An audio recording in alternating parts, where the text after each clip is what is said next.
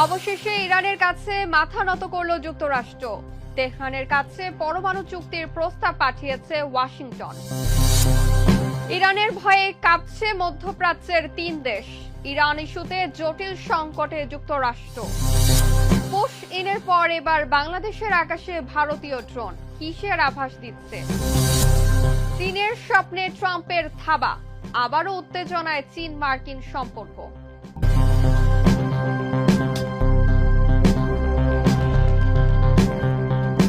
দর্শক আমন্ত্রণ মাই TV I নিউজে।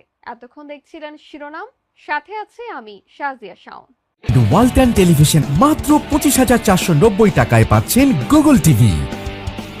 এবার ওমানের মাধ্যমে যুক্তরাষ্ট্র পরমাণু চুক্তির প্রস্তাব দিয়েছে ইরানকে। বিষয়টি নিশ্চিত করেছে তেহরান ও ওয়াশিংটন। প্রস্তাবটি এসেছে এমন সময় যখন আইএইএ জানিয়েছে ইরান 60% মাত্রার 400 কেজি ইউরেনিয়াম মজুত করেছে, যা পরমাণু অস্ত্র তৈরির জন্য উদ্বেগজনক।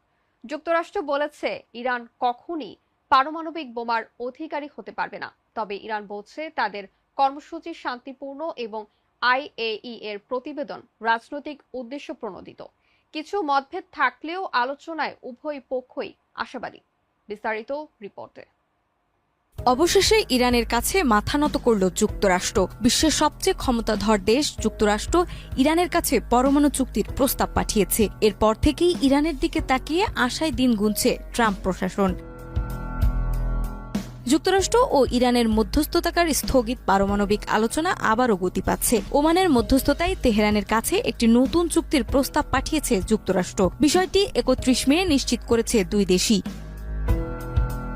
তেহরানে সফররত ওমানের পররাষ্ট্রমন্ত্রী বদর আল বুসাইদিয়া যুক্তরাষ্ট্রের প্রস্তাব ইরানের পররাষ্ট্রমন্ত্রী আব্বাস আরাকচির কাছে স্থানান্তর করেন। আরাকচি বলেন, জাতীয় স্বার্থ ও নীতির আলোকে প্রস্তাবের যথাযথ জবাব দেওয়া হবে।